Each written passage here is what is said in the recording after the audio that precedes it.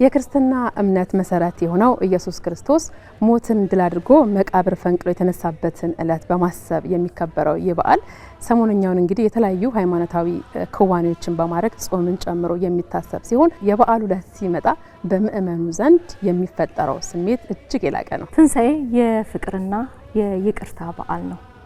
ዛሬ የፖለቲከኞቹ ወግ ልዩ የትንሣኤ በዓል ዝግጅታችን ነው። ለመላው የክርስትና እምነት ተከታዮች በሙሉ እንኳን አደረሳችሁ። ዛሬ በሚኖረን ልዩ የትንሣኤ በዓል ቆይታ ከተለያዩ ተፎካካሪ ፓርቲ ሴት አመራሮች ጋር ጨዋታ ይኖረናል።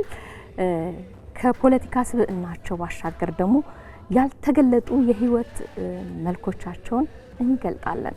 መልካም በዓል። መጀመሪያ ስማችሁንም ሳልጠራ እንዲሁ ራሱ በቃ ስትታዩ እንዴት እንደምታምሩና ምን እያሰብኩ እንደነበር ታውቃላችሁ?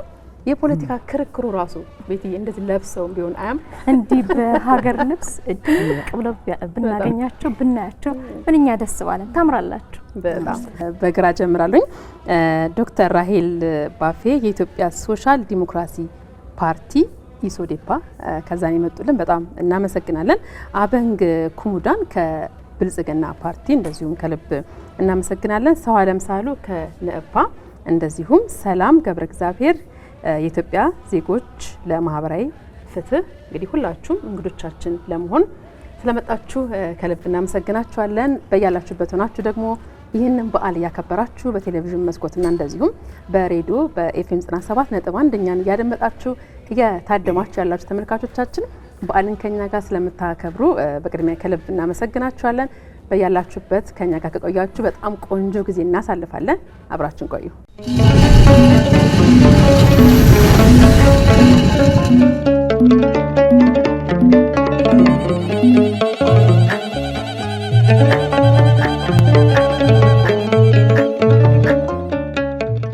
መልካም በዓል ብለናል። በድጋሚ የፖለቲከኞቹ ወግ የዛሬ ልዩ የትንሣኤ በዓል ጨዋታችን ነው። እንግዲህ ወደ ቀዳሚው ጨዋታችን ስንጀምር ጥያቄን ወደ ወይዘሮ ራሄል አደርጋለሁ። እንደው ዛሬ ትንሣኤ ነው። እንዲህ የትንሣኤ በዓል ሲመጣ ወደ ኋላ ልመልሰውና የልጅነት ትዝታው በተለይ ደግሞ የማይረሳ ትዝታ ይኖራል። እንዲህ ትንሣኤ ሲሆን እንዲህ በዓል አውደ ዓመት ሲመጣና የማይረሳው እንካፈል፣ እንስማው እስኪ። እሺ፣ አመሰግናለሁ። እንደ ማንኛውም በክርስትና ሃይማኖት አካባቢ እንዳደገ ልጅ ብዙ ትዝታዎች ይኖሩናል። እኔ ከልጅነቴም በወንጌል አማኞች ቤተክርስቲያን ነው ያደግኩት። የቤተክርስቲያን መሪ ቤተሰብ ውስጥ ነው ያደግኩትና ስለ ትንሣኤ ብዙ ትዝታ አለኝ። ብዙ ጊዜ በቤተሰባችን ከቤተክርስቲያንም በወረደ መልኩ ከቤተሰብ ጀምሮ መድኃኔዓለም ለኛ እንደሞተ ህይወቱን እንደሰጠ ለዓለም ቤዛ እንደሆነ ማንንም ሳይለይ ደግሞ የዓለም ሕዝብ ሁሉ ይድን ዘንድ ህይወቱን ቤዛ አድርጎ እንደሰጠ እንማር ነበረ። በቃ እኩል ነው የምናከብረው ከኦርቶዶክስ ቸርች ጋር በዓሉን ማለት ነው። የልጅነትን ጊዜ ስናስታውስ ልጅ ስንሆን በተለይ ደግሞ ሴት ስንሆን ሁለት ነገሮች አብረው ሲመጡ መታዘዝ እንዴት ነው ቤተሻን ትእዛዝ ላይ ይሄን አምጪ ይሄን አድርጊ በተለይ አውደ ዓመት ሲመጣ ስራውም ይበዛል፣ ሴትነት አለ፣ ጉዱ አለ። ለሴቶች የተለየ ነው በዓል ሲመጣና ጫናውም ስራውም ለየት ይላል። እንዴ ማለት እኮ አቺ ማራ አይቻልም። ሴቶን ስራ ሳሰሪ ትእዛዝ ሳትቀበል አይሆንም እኮ ብዙ ነገር ተጠቀመን። ለነገሩ ያኔ እንደዛ ለወላጆቻችን ተመሩጠን ጉድ ማለታችን ለዛሬው ደግሞ ማንነታችን ብዙ ነገር ሰጥቶናል። ምን ባለሙያ ነኝ ባለሙያሽ እንደዛ ነው። እስቲ ወደ ሰላም ይሄኛውን ጥያቄ እናምጣና ከስራዎች ሁላ በተለይ በዓል ሲመጣ ከባድ የሚባለው ምንድነው? ዶሮ በቃ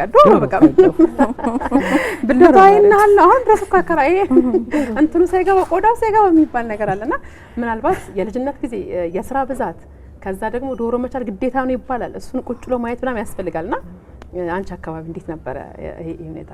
የልጅነት ጊዜ ምናልባት እንዳንድ ኦርቶዶክሳዊ ኦርቶዶክስ ቤተሰብ ውስጥ ተወልዶ እንዳደገ ሰው ብዙውን ጊዜ ትንሽ በሃይማኖታቸው ጠንከር ያሉ ቤተሰቦች ነበሩኝና በዓልን የምናከብረው በይበልጥ እለቱ ዋዜማውን ስናከብር ብዙዎቻችን ቤት ውስጥ እናከፍላለን። ስለዚህ አክፍለን ወደ ቤተ ክርስቲያን መሄድ እና ማስቀደስ ግዴታ የሚሆንበት አጋጣሚ ብዙ አለን። እንደ ልጅነት ሳስበው በተደጋጋሚ ሰዓት እናያለን። ሰዓቱ መቼ ደርሶ እዛ ሰዓት ላይ ደርሰን ድካም አለ፣ ረሃብ አለ። ካከፈልን ያው ቅዳሜን ሙሉን እስከ ቅዳሴው ክርስቶስ ተነስቷል ተብሎ ካህኑ እስኪያበስረን ድረስ ባለው ሰዓት ውስጥ ሁሉ አጽዋማት ስለሆነ ስንመለስ ዛሬም ድረስ የቀጠለ ሌሊት ነው የምንመገበው። ይለያል፣ ድባቡ ይለያል። ምናልባት አሁን ወደ ራሴ ህይወት ደግሞ ከመጣው ወደ ራሴ ትዳር ከመጣው ጫዳው ከበድ ይላል። እዛ ላይ ሜቢ ልጅ ስለሆንኩ አጋዦችም ቤታችን ውስጥ ብዙ ስለነበሩን ምናምን ያን ያህል የስራ ጫናዬን ብዙ አላቆም ልጅነቴ ላይ። አሁን ወደ ራሴ ህይወትና ወደ ራሴ ኑሮ ስመጣ ግን እንደተባለው በዓሉ ሙሉ በሙሉ እስኪባል እኔ ላይ ያለው እና እኔ ደግሞ ከፍ ያለችዋ ልጄ ላይ እሷንማ በኋላ እናወራለን። የፖለቲካ ፓርቲ ተወካይ ሆኖ ከዛ ፖለቲካ ውስጥ በደንብ እንቅስቃሴ ውስጥ ሆኖ እናት ሆኖ በዓል ደግሞ ሲጨመር ሌላ ነገር ነው የሚሆነውና ግን እቺን ጥያቄ ቤትሻ አበንግም በተለይ ደግሞ የተለየ ሀሳብ የምትጨምሩበት ካለ ለሁለታችሁም ሀሳባችሁን ብትሰጡን ደስ ይለናል። ጋምቤላ አካባቢ እንዴት ነበረ ፋሲካ ሲከበር? አበንግ እሺ፣ አመሰግናለሁ። ለክርስትና እምነት ተከታዮች እንኳን ለብርሃነ ትንሣኤው በሰላም አደረሳችሁ። እዚህም ከጎን ያላችሁ እህቶቼ እንኳን አደረሳችሁ ማለት እወዳለሁ። እንግዲህ አውደ ዓመት እና ልጅነት የሚለው ይሄን ያህል በእድሜ ልጅነቴን ትዝታ ብዬ መግለጽ ቢከብደኝም የቅርብ ትዝታዬ ስለሆነ ይሄን ያህል የተለየ ነገር በጣም ብዬ ማስበው ያው እኔ የካቶሊክ እምነት ተከታይ ነኝ። የኛ ካቶሊክ እምነት ተከታይ ከኦርቶዶክስ እምነት ተከታይ ከሚጾመው ወቅት ጋር የሚቀራረቡ ነገሮች ይኖሩታል። በጾም ነው የምናሳልፈው። በተለይ የጾም ወቅት ሲሆን የመስቀል መንገድ እያልን ሮብ አርብ የምናሳልፈው ትዝታዎች አሉን። በአመት አንድ የሚመጣ ነገር ስለሆነ እንዲያመልጠን አንፈልግም። እለቱ ሲደርስ ደግሞ አርብ እለት ጉድ ፍራይዴ ወይንም ስቅለት የምንለው አለ። ስግደት አለ ቤተክርስቲያን አካባቢ ቤተክርስቲያን፣ ከዛ በኋላ ማጽዳት አለ እና በጣም ብዙ ትዝታዎች አሉኝ። በተለይ ደግሞ ሌሊት ላይ ጸሎት ካለቀ በኋላ የኢየሱስ ክርስቶስ የስቅለት ፊልም እናይ ነበረ። የተለመደ ነገር ነበር እሱ አርብ ማታ ላይ። አዎ። እና እሱ ነገር በጣም ቀን በየጊዜው ባየን ቁጥር ስቅስቅ ብለን ነበር የምናለቅሰው። ስንስቅ የነበርነው ልጆች፣ ስንጫወት የነበርነው ልጆች ልክ የሆነ ሰዓት ላይ ሲደርስ አዳራሹ በለቅሶ ድምጽ ሲታወክ ነውና ያ በጣም ትልቅ ትዝታዬ ነው። በእርግጥ ያኔም ብቻም አይደለም ኢቭን አሁን ላይ ፊልሙን ሳየው ሌላ ቀን ላይ ሳየው ፊል ላላደርገው እችላለሁ፣ ግን ትንሣኤ ላይ ደርሶ ሲሆን በምናይበት ጊዜ ስሜት አለው። ደስ የሚል ትዝታዎች ናቸው ያሉ። ምናልባት ቀደም ሲልም ሰላም አንስተዋለች። የትንሣኤ በዓል እንግዲህ ከረጅም ቀናት የጾም ጊዜያት በኋላ የሚፈታ በዓል ነው። ማክፈል አለ፣ ሌሊት ደግሞ ተነስቶ መፈሰክ አለና እንደው በተለየ መልኩ ለሰው ዓለምና ሰላም እንድትመልስልኝ የምፈልገው እንደ ለመፈሰክ ለመግደፍ የምትመርጡት የምትወዱት ባህላዊ ምግብ ምንድን ነው? ከሰው ዓለም እንጀምር። እስካሁን ምን ማለት ነው? እንኳን አልሰማች። እሺ፣ አመሰግናለሁ። በመጀመሪያ ለሁሉም የክርስትና እምነት ተከታዮች እንኳን በሰላም ለትንሣኤ በዓል አደረሳችሁ ለማለት እወዳለሁ። እዚህም ላላችሁት እንኳን ለፋሲካ በዓል በሰላም አደረሳችሁ። ከዛ ውጭ ግን ያው እኔ የመጣሁበት አካባቢም ያው ትንሽ ጠበቅ ያለ ነው። በክርስትና እምነት የኦርቶዶክስ ቤተክርስቲያን አማኞች ውስጥ ነው ያደኩትኝ እና በጣም የተለየ ነው። እኔ በነገራችን ላይ ብዙ ማለት ሩቅ ባይሆንም ትዝታው ግን ታላላቅ እህቶች አሉኝ እና ማረሳው ትዝታ አርብ አልበላም ብያደርኩ እየተባልኩኝ 11ኛ ክፍል እያለሁ ነውና ቅዳሜ በላው። ከዛን አለቀስኩኝ። እነሱ እንዴ ለምን እሁድ አከፈያን ነበር ምናምን ሲሉኝ በቃ አለቀስኩኝ። ቅዳሜ ከሰዓት ነው የበላሁት። አርባ እኮ ነው በቃ እሱን ሁሌ ማረሳው። ሌላው ነገር እኔ 9 ሰዓት እነሱ ተነስተው ሲበሉ ነው አልበላም። በቃ ታኝቼ ያልፈኛል። ጠዋት ሲነሳስ እንዴት ነው? አይቆጭሽም? ሁሌ ወይኔ ያመለጠኝ ነው ማቲም? አዎ እንደሱ ብዙ ሪግሬት አላረግም፣ ግን በቃ ያልፈኛል። ያ ሲቹዌሽን በጣም እጓጓለሁ። እስኪ ነገ ምናምን ሰዓቷን ታይሚንጉን ጠብቅና ግን እንትን ይለኛል፣ ያልፈኛል። በጣም የሚያሳዝን ነገር ከአንድ አመት አላርም እንኳን። እሺ ምናልባት ከአክፍሎት በኋላ 2 ወሳኝ ነገሮች እንጠቀማለን እንደ ፍቃዳችን። አንዳንዱ የፍላጎት ያለው ሰው የተልባ ፍትፍት ይዘጋጃል። አለበለዛ ሙዝ ምናልባት ይሄ የዋለውን ለስለስ ለማድረግ ያለሰልሰው ከዛ በኋላ ቅባት ስለሆነ የምንጠቀመው ተብሎ ስለሚታሰብ በይበልጥ ማስታውሰው ተልባና ሙዝ ይቀመጣል። የፈቀደ ሰው ተልባውን፣ የፈለገ ሰው ሙዙን እንደሚመገብ በደንብ ሚሞሪው አለኝ እስካሁን ድረስ። የረጅም ጊዜ ጾም ላይ ተቆይቶ ቶሎ ብሎ ወደ ቅባቱ ወደ ሌላው ከባባድ ምግብ አይገባም ይባላል። ቤቴ ቅድም አበን ግን አንድ ጠይቃት ብዬ ወደ ሰው ዓለም ስዞርብኝ ያቆምኩት። ስለዚህ መለስ አበን ኳስ በጣም ትወጃለሽ። እግር ኳስ ትወዳለሽ። በነገራችን በጣም ነው የምትጫወተው። ጎበዝ ናት። ኳስ ነው ባስኬት ያው ከቁመቷ አንፃር እግር ኳስ ትጫወታለችና ሴት ሆነሽ ከዛ እግር ኳስ ትወጃለሽ። ከዛ ቅድም እንደሚያነሳ ነው ነገር ነበር ለቤት ውስጥ አንዳንድ ነገሮች ሴት ትፈልጋለች። በዓለም ሲመጣ ለእንቅስቃሴ ለስራ እንደዚህ ነገሮችና ቤት ትገኛለሽ። ወላጆች ትፈልጉሽ አለሽ ወይስ ኳስ ሜዳ ነሽ? አዎ አመሰግናለሁኝ። እውነት ለመናገር ኳስ ከልጅነት ጀምሮ ነው የምጫወተው የነበረው። ኢቭን ክለቦችም ተመርጬ ነበረ 10ኛ ክፍል እያለሁ። ነገር ግን አባቴ የነበረው አስተዳደጋችን ይሄ ኳስ መጫወት እንደሌላ ነገር ነበር የሚታየው። እንግዲህ በነበረው አካባቢ እንዳሁኑ ኳስ መጫወት እንደ ጥሩ ነገር አይታየም የነበረውና ኳስ ተመርጬ ለክለቦች ልታቀፍ ስል አባቴ ወይ ትምህርት ምረጪ ወይ ኳስ ምረጪ ብሎ አስገደደኝ እና እየወደድኩት ያቆምኩት ነገር ነው ኳስ። ግን ደግሞ ልክ ዩኒቨርሲቲ ገብቼ መጫወቱን አላቆምኩም። ስቲል አሁንም ቅዳሜ ስራ ከሌለኝ ኳስ ሜዳ ነኝ ያለሁት። ኳስን በደንብ ያለው የማደጋፊ ነሽ ደግሞ እኔ ያው ትልቁ የእንግሊዝ ፕሪሚየር ሊግ አንጋፋው ክለብ የሆነው የማንቸስተር ዩናይትድ ደጋፊ ነኝ።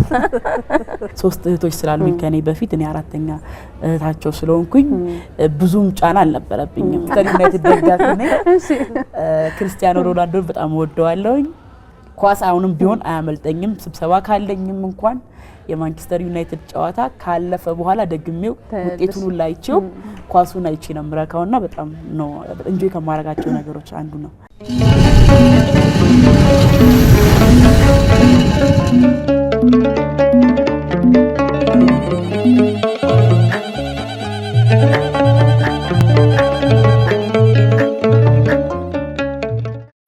ቤተሰቦቻችን አብራችሁን ስላላችሁ በጣም ነው ደስ የሚለን። የትንሳኤን በዓል በዚህ መልኩ ከሴት ፖለቲከኞቻችን ጋር እየተጨዋወትን ነው የምንገኘው። የትንሳኤ በዓልን ቤታችሁ ናችሁ ስታከብሩ እነዚህ ሴት ፖለቲከኞች ምን ሊሉን ነው ማለታቸው አይቀርምና ያዟችሁ ስለ ዶሮ፣ ስለ በዓል፣ ስለ ሴትነት፣ ስለ ፖለቲካም ስለ ብዙ ነገር ይወራልና ከኛ ጋር እንድትቆዩ በድጋሚ በአክብሮት እንጋብዛችኋለን ለማለት ነው። ቤቲ እንዴት አየሽው? ቆይታው እንዴት ነው እስካሁን ድረስ?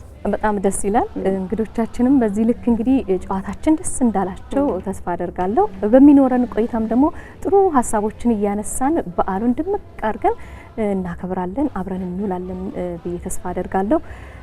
በቴሌቪዥን ብቻ አይደለም ይሄ ፕሮግራም የተላለፈው፣ በኤፍኤም አዲስ 97.1 እየተላለፈ ነው የሚገኘው። አድማጭ ተመልካቾቻችን እየተከታተላችሁን ስለሆነ ክበሩልን፣ በጣም ነው የምናመሰግነው። መልካም በዓል እያልን እንግዲህ ያነሳነውን ጨዋታ እንጀምራለን። ከተፎካካሪ ፓርቲዎች ሴት አመራሮች ጋር ደስ የሚል ጨዋታ እያደረግን ነው የምንገኘውና እንግዲህ ተፎካካሪ ፓርቲዎች እያለ ነው። ቀደም ሲል እንግዲህ ተቃዋሚ ፓርቲዎች የሚል ስያሜ ነበረውና ከተቃዋሚ ፓርቲዎች ወደ ተፎካካሪ ፓርቲዎች እንግዲህ ወደሚለው ስያሜ መሸጋገራችን ምን አንድምታ አለው? እስኪ ሀሳባችሁ ጀምር። ይሄንን ጥያቄ ከልጅነት ጨዋታችን ወጥተን ወደ ፖለቲካው እየመጣን ነው። ስለዚህ መላውን ህዝባችንን እንደ ፖለቲካ ፓርቲ አመራሮች እንደ ሶዴፓም እንደ ተፎካካሪ አጠቃላይ ፓርቲዎች ብልጽግናንም ጨምረን መላውን የኢትዮጵያ ሕዝብ እንኳን ለትንሳኤ በዓል አደረሳችሁ እንላለን። መላውን ብዬ ስል ደግሞ እኛ በባህላችን ሙስሊም ሆን ፕሮቴስታንት ሆን ኦርቶዶክስ ካቶሊክ ሆን በዓሎቻችን የጋራ ስለሆኑ ነው። በጣም የጋራ አድርገን ነው የምናከብረው። እኛ እንደው ዝግጅታችን ከጾሙት ባለፈ መልኩ ሁሉ እየሆነ ነው እናከብር የነበረውና ስለዚህ እንኳን አደረሳችሁ ላለው ከዚህ ባለፈ እንደ ፖለቲካ ፓርቲ እስካሁን ተቃዋሚና ተፎካካሪ ገዢው ፓርቲ በሚል እንደው የነበረ ነው እስካሁን የመጣው። ከዛ በኋላ ተፎካካሪ ፓርቲ ስንባል አትሊስት የሀሳብ ፉክክር እንደሆነ ጎን ለጎን እንደምንሄድ የሚያሳይ ነገር አለ። የሁላችንም እሳቤና የመጨረሻው ጎል እሳቤያችን ሀገራችን መልካም ነገር ላይ ደርሳ ዲሞክራሲው መሬት ይዞ እድገቷን ለማየት ነው። የህዝባችንን ሰላምና ደህንነት ፍለጋ ነው። የሁላችንም ጎሉ አንድ ነው። አካሄድ ላይ ነው የተለያየ ነው። ከዛ ባለፈ ይሄ በውስጥ ያለው ነገር ግን የቃላት አጠቃቀም ጉዳት አለው። ጉዳትና ጥቅም አለው፣ ልዩነት አለው። ስለዚህ ተፎካካሪ መባሉ ጥሩ ነው። ስቲል ያልተፋቀው ጥያቄ ምንድነው ደግሞ ተፎካካሪ ስትባይ እኩል ሜዳ ላይ ስትሆኚ ነው። አሁን እኩል ሜዳ አልፈጠርንም። አሁን ያገኘነው ቃሉን ነው። ቃሉ መጥቷል። ፕራክቲካል ምህዳሩ ሜዳው ግን ገና መሬት ላይ አልመጣም። ሂደቱ አይ ቲንክ ኢትስ ጥሩ ነው። አትሊስት ቃሉንም መያዝ መቻላችን ብቻውን ግን አይፈይድምና የመጀመሪያውን ይዘናል። ምህዳሩን ግን የእኩል ሜዳና አስቻይ የሚያፎካክር እንዲሆን ወይዘሮ ራሄል ያሉትን ሙሉን እገዛዋለሁ። በትክክል ስሜቱ እንደው ሳይኮሎጂው ጥሩ ነው የሚያቀራርበን በኩል ሁኔታ ላይ ሀሳቦቻችንን ቢያንስ ለመግለጽ የተወሰነ እድሎች ከፍተዋል። እንግዲህ ፕሮሰስ ባንዴ ነገሮች ግቡን አይመቱም ብለን እናምናለን። እኛም ይሄንን ሀሳብ ለመጋራት በሀሳብ እንፎካከራለን፣ በሀገር ጉዳይ እንተባበራለን የሚል ትልቅ ኖቶ ፓርቲያችን አለው። ስለዚህ እንደተባለው እንግዲህ ለማቅረብ እኛን እንደ አንድ ፖለቲካ ፓርቲ ዋጋ ተሰጥቶን ተፎካካሪ መሆናችን እሰየው የሚያስመሰግን ነገር ነው። እንደዛው ደግሞ ጉዳዩ ደግሞ ተገፍቶበት ደግሞ ሀሳባችን ጠረጴዛ ላይ የምናመጣበት የምርም ደግሞ ቅድም ወይዘሮ ራሄል ዶክተር ራሄል እንዳሉት ሁላችንም ዋጋ የምንከፍለው አደባባይ የወጣ ነው እንደተባሉ ሌሎች ብዙ እልፍ ሴቶቻችን ያልተገኙበት ቦታ ላይ የተገኘ ነው። የሆነ ኮንትሪቢዩሽን ለሀገራችን ለማምጣት ነው። የሁላችንም ግብአት አንድ ቀን አንድ ነጥብ ያመጣል ብለን ስለምናስብ ይሄኛውን ሀሳባችንን ደግሞ በጋራ ጠረጴዛ ላይ ስናመጣው ሀሳባችንን ተቀባይነት ደግሞ ኖሮት ከሀገር ከሚመራው መንግስት ጋር ሀሳባችን ተገዝቶ የእናንተም ሀሳብ ስራ ላይ የሚውልበት ሁኔታ ተፈጥሯል ደግሞ የምንባልበትን ጊዜ በቅርብ ይሆናል ብለን በተስፋ እንጠብቃለን። ግን የተሰጠው ስም አቀራርቦናል፣ ምንም ጥያቄ የለውም። ለመነጋገር ገዢውን ፓርቲ ብቻ አይደለም እርስ በርሳችን ተፎካካሪ ብለን የምናስባቸው ሰዎች በራሳችን እኩል ስሜት ፈጥሮልናል። አዎ የተሻለ ትችያለሽ ላዳምጥሽ የምንባባልበት ጊዜ የምር ነው፣ ቅርብ ነበረ። የዲሞክራሲ ስርዓት ግንባታ ሂደቱን ከሚደግፉ ወይ ደግሞ ከሚያሳዩ ሁነቶች አንዱ የተፎካካሪ ፓርቲዎች መኖር ነው። ለምሳሌ አሁን ምርጫ 7ኛው ዙር አገራዊ ምርጫ መጣ። ተፎካካሪ ፓርቲዎች ከሌሉ ምርጫ የሚለው ስርዓቱም አይኖርም፣ ሂደቱም አይኖርም ማለት ነው። ይህንን ስርዓት ለማምጣት የእናንተ መኖር የግድ ነው ብዬ አምናለሁኝና ባንክ የተፎካካሪ ፓርቲዎች መኖራቸው በራሱ የፖለቲካ ስርዓቱን በምን መልኩ ይቃኛል ብለሽ ታምኛለሽ? ከብልጽግና እንደመምጣትሽ መጠን አንድምታ። አመሰግናለሁ። እንግዲህ ብልጽግና መንግስት ከሆነበት ጀምሮ ትልቁ ዲፓርቸር ያደረገበት ተቃዋሚ የሚለውን ቃል ተፎካካሪ ብሎ የቀየረበት ነው። እህቶቼም እዚህም እነሱም ዊትነስ ናቸው እና ብልጽግና ፓርቲ እነኚህ ተፎካካሪ ፓርቲዎች ሀሳብ አላቸው፣ ለሀገር የሚጠቅም ሀሳብ አላቸው። ስለዚህ የነሱ መኖር ፓርቲው ሀሳብ እንዲያመነጭ ያግዘዋል ብዬ ነው የማስበው። ስለዚህ እነዚህ ተፎካካሪ ፓርቲዎች መኖራቸው ብልጽግና ፓርቲ ያጠናክረዋል። ገዢ ፓርቲ ነው። ስለዚህ ለሰባተኛው ሀገራዊ ምርጫ እንደገና ማሸነፍ የሚፈልግ ፓርቲ ነው። የነዚህ ሰዎች የነዚህ ተፎካካሪ ፓርቲዎች መኖር የበለጠ ብልጽግና ፓርቲ ያጠናክረዋል እንጂ አይጎዳውም የሚል ሀሳብ ነው ያለኝ። ሰዋለ እሺ አመሰግናለሁ። ተቃዋሚ የሚለው ተፎካካሪ ወደሚለው መቀየሩ ጥሩ ነገር አለው። ሳይኮሎጂካሊ ተብሏል። እውነት ነው። ቃል ይሰብራል ቃል ይጠግናል የሚባለው በራሱ ተቃዋሚ የሚለው ደስ የሚል ነገር የለውም። እንደምናስበው የፖለቲካ ምህዳሩ ምቹ የሆነ አስቻይ ሁኔታ አለው ባንልም አትሊስት ከዚህ መጀመሩ ራሱ ጥሩ ነገር ነው ብዬ ነው ማስበው። እንደኔ እንዳጋጣሚ ነው የኛ ናፓ አብሮ በመስራት ያምናል። አብሮ መስራት አብሮ ማሸነፍ ነው። ለሁላችን አብሮ ማሸነፍ ከመጠላለፍ ከነበረው ከሴራ ፖለቲካ ወጣን አብረን ብንሰራ አልቲሜት ጎሉ ፖለቲካል ፓርቲ ፓወር መያዝ ቢሆንም ግን ለአንድ ሀገር ነው የምንሰራው። የአንድ ሀገር ዜጎች ነን። ከመገፋፋት ይልቅ መፎካከር ያለ ነው። ስትፎካከሪ የተሻለ ነገር አመጣለሁ ነው የምትይ። ስትቃወሚ ግን አንዳንዴ መልካም ነገርንም ልትቃወሚ ትችያለሽ።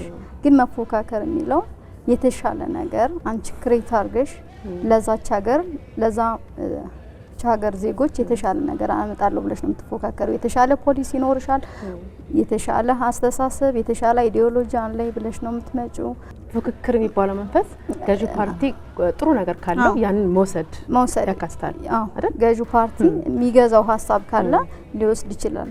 አሸናፊ እንኳን ባትሆኚ ተወዳድረሽ ቢያንስ አትሊስት ሊሻሻሉ የሚገባቸውን ነገሮች ገዢ ፓርቲ መውሰድ እንዳለበት ነው ትገነዘቢው።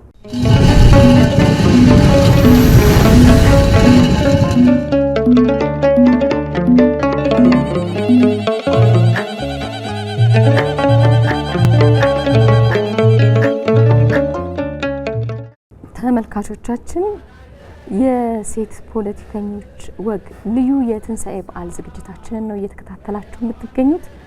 አብራችሁን ስለሆናችሁ እናመሰግናለን። አሁንም በድጋሚ ክበሩልን። ጨዋታችን እንግዲህ እንደዚህ ደስ እንደሚል እንዳማረበት ቀጥሏል። ዛሬ አውደ ዓመት ነውና እንግዲህ ደግሞ እናንተም ከፖለቲካ ህይወታችሁ ከፖለቲካ ስብዕናችሁ ባሻገር ያልተነገሩ የህይወት መልኮቻችሁን ዛሬ በጨዋታ ገለጥ እያደረግን ነውና አብረን የምንቆየው። እንዲህ በዓል ሲመጣ እንግዲህ ከፖለቲካ ስራ እረፍት መውሰድ ይሳካላችኋል ወይስ ደግሞ እንደው ስልካችሁ አሁንም እንደ ወትሮ ቢዚ ያደርጋችኋል በመደወል? እንዴት ነው እንግዲህ ጨዋታችንን በዚህ መልኩ ደግሞ መለስ እያልን እያወራን እየተጫወትን እንቆይ። አሳርፊያ ጥያቄሽን ማን ጋር ነው? እኔ አሁን ወይ ሰላምን ወይ ዶክተር ራሄልን ብትጠይቂ ደስ ይለኛል። በዚህ አባጫ እንግዲህ ዶክተር ራሄልን እየታዩኝ ነውና ጥያቄን ወደ ዶክተር ራሄል ላሻገር። አዎ መነሻውን ያው በእድሜም እያያችሁ ሄዳችሁ ነው መሰለኝ። አዳለሁ እንዴ? አይ እድሜ ብቻም አይደለም ዶክተር። እንግዲህ 4 ልጆች አሉሽ። የቤተሰብ ኃላፊነት አለ። አዎ በጣም በረጅም ዓመት በፖለቲካ ውስጥ መቆየት አለ። ከዛ በዓል ይመጣል። ያርፋል ስልኩም ህሊናም ወይስ ደግሞ እዚህ ጋር ዶሮ እዚህ ጋር ስልክ እንዴት ነው? እስቲ ጎን ለጎን ነው የሚሄደው። እሺ ብዙም አያርፍም። ነገር ግን በቃ ፋሲካ በዓልን ልጆቼም በጣም ይወዳሉ። እኛ ቤት ደግሞ ፋሲካና ዶሮ በጣም ትልቅ ትዝታ አለ። በጣም ትልቅ ሌላ ነገር ባይኖር እንኳን በቃ ግዴታ ነውና ይሄ ነገር መዘጋጀት አለበት። በተለይ ወንድሞቼና ምስቶቻቸው ልጆቻቸው ሆነው ነው የሚመጡት። አሁን ደግሞ የኔም ልጆች ሁሉም ልጆች አሏቸው፣ የልጅ ልጆች አሉ። እነሱም እንደዛው ነው የሚመጡትና ሰፍተን ነው የምንውለው። ላይክ በጣም ቤታችን ኮንፈረንስ የሚመስል አይነት ነገር ዝግጅት ነው ያለው። ስለዚህ ዝግጅቱ በጣም በርካታ ነው። ስልኩ ግን አያርፍምና አንዳንዴ ይነሳል። መቼ ነው በቃ ካንቺ ስልክ ምናርፈው ይላል። ስልኩን ግን እኔ ደግሞ ባይ ኔቸር ከፈለጉኝ ማለፍ አልፈልግም።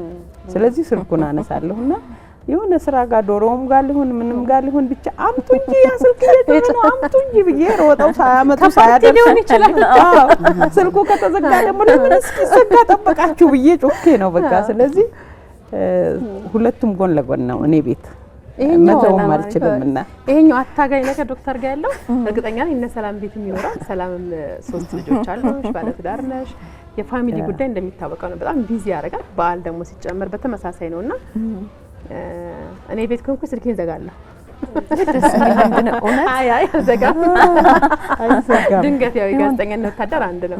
እሺ ፖለቲከኞች ጋር እውነት ለመናገር ስልኬ አይዘጋም። ነገር ግን የተባለው አይነት የዛ ዕለት ግን ስፔሻል ማረገው ለቤተሰቤና ለበዓሉ ነው።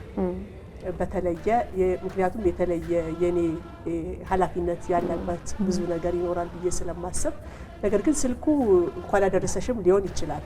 ያን ያህል የፓርቲ ስራ በዛ ዕለት ብዙ ይገጥመኛል ብዬ አስቤ አላውቅም። እስካሁንም አልገጠመኝም። ግን ብዙ ወዳጆች ብዙ ጓዶች አሉኝና ከነሱ እንኳን ያደረሰሽ መልእክት ለመቀበል ስልኩ ያስፈልገኛል። በተረፈ በጣም ሃንድል ለማድረግ አልቸገርም። የትኛውንም ስራ ከሞላ ጎደል ቤተክርስቲያንም ላድር እችላለሁ። እሱን ሁላ አድርጌ ላፋልሰው የምችለው ነገር አይኖረኝም። ምክንያቱም እንደተባለው ልጆች አሉ። ልጆች በዓል ላይ ብዙ የሚለምዱት የለመዱት ነገር ሊለምዱትም የሚገባ በቀጣይ እነሱ ደግሞ ሌላ የራሳቸው ላይፍ ሲኖር ይሄንኑ ባህል አስቀጥለው የሚሄዱበት ሁኔታ ስለሚያስፈልግ በዓሉን አላስተጓጉልም፣ በአግባቡ ወጣለሁ። ዶክተር እንዳለችው ጎረቤቶች አሉኝ። እኔ ከጎረቤቶቼ ጋራ ቡና ጠጣለሁ። እንደውም ቀኑ አይበቃንም።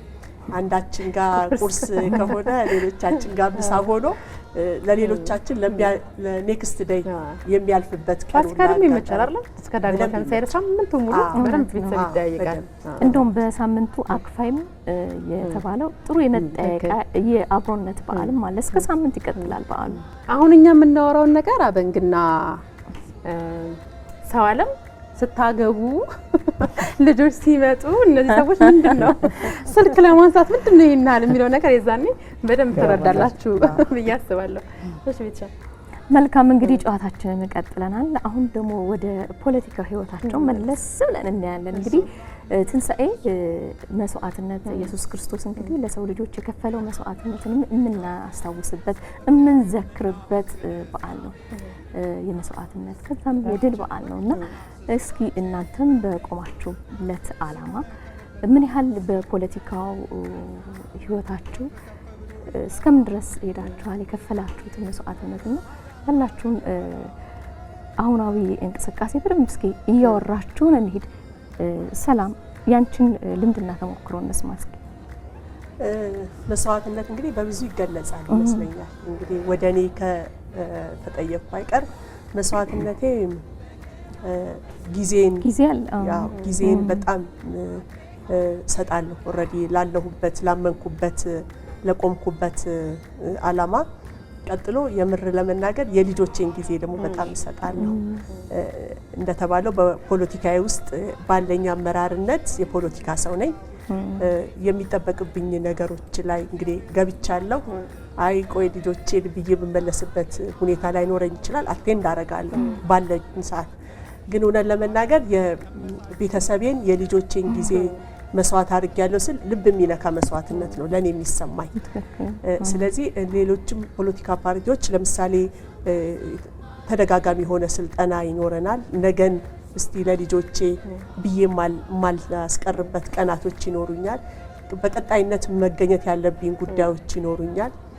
ቀጥሎ በፖለቲካ ውስጥም ደግሞ መኖር አለብኝ ብዬ የማስብባቸው ጊዜዎች ስለሚኖሩኝ የልጆቼን ጊዜ የቤቴን ጊዜ እንዲሁም ከይቅርታ ጋር የባለቤቴን ጊዜ ጭምር በፖለቲካ ውስጥ በማሳለፌ ሰዎች በሚሰጡት የመስዋዕትነት ሌቭል ውስጥ የት ውስጥ እንደሚከቱት ባልረዳም ለኔ ልብ የሚነካ መስዋዕትነት ነው እለዋለሁ።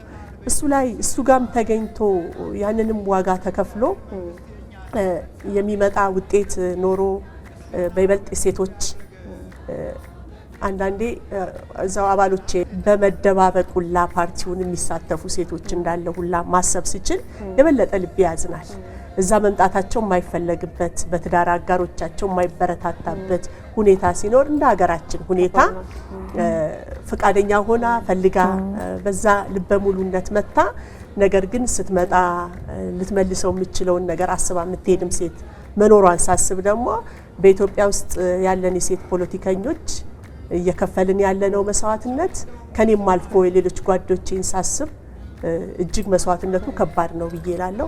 ያንንስ መስዋዕትነት ተቀብሎናል የማህበረሰቡ የምር የፖለቲካኛ ሆነን መምጣታችንን በትክክል ደግፎታል። ልክ ሴቶች ወንዶች ይገባቸዋል ያለውን የፖለቲካ አንድ ፖለቲከኛ ናት የምትባለውን አይነት ክብር ለነዚህ በዚህ ዋጋ ውስጥ ለመጡ ሴቶች ከፍሏል ብዬ ደግሞ ሳስብ የበለጠ ነው መስዋዕትነቱ ከባድ የሚሆንብኝና ለኔ ይሄ ነው መስዋዕትነት ብዬ ማስበው።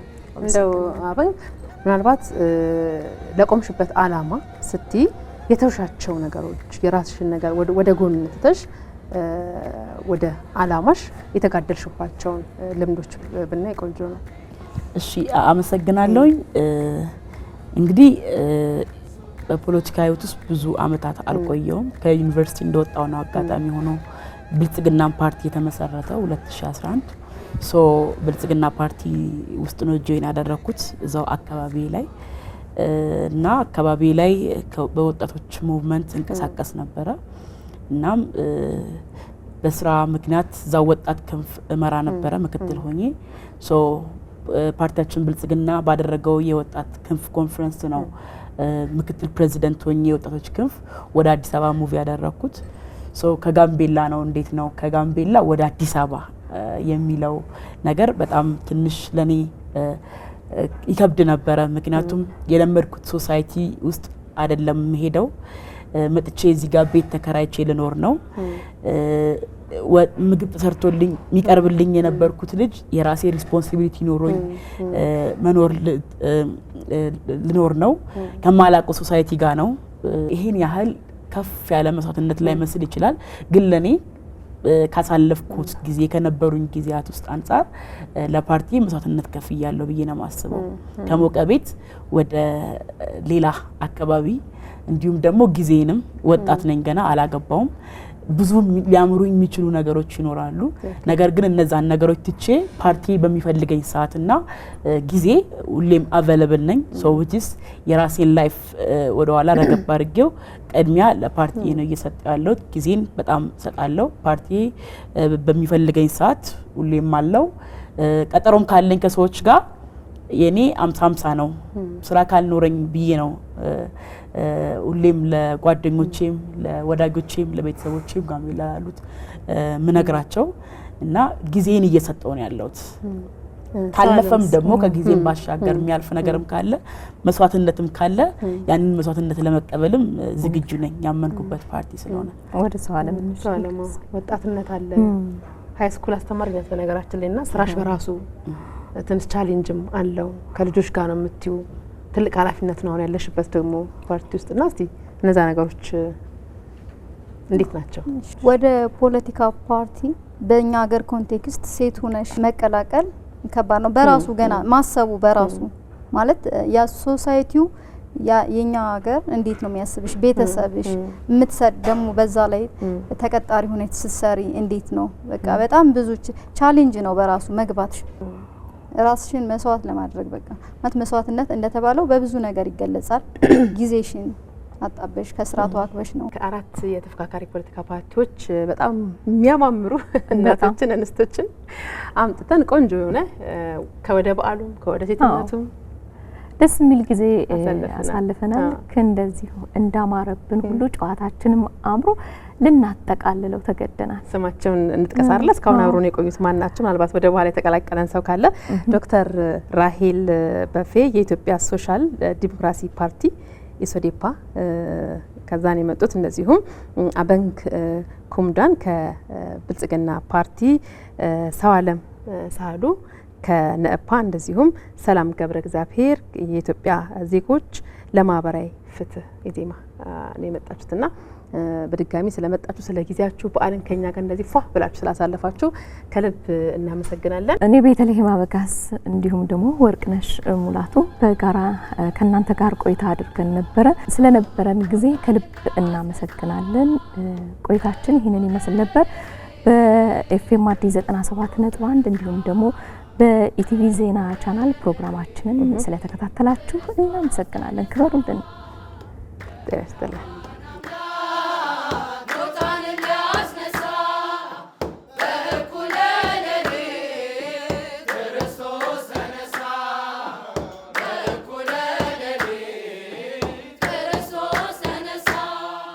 ነው።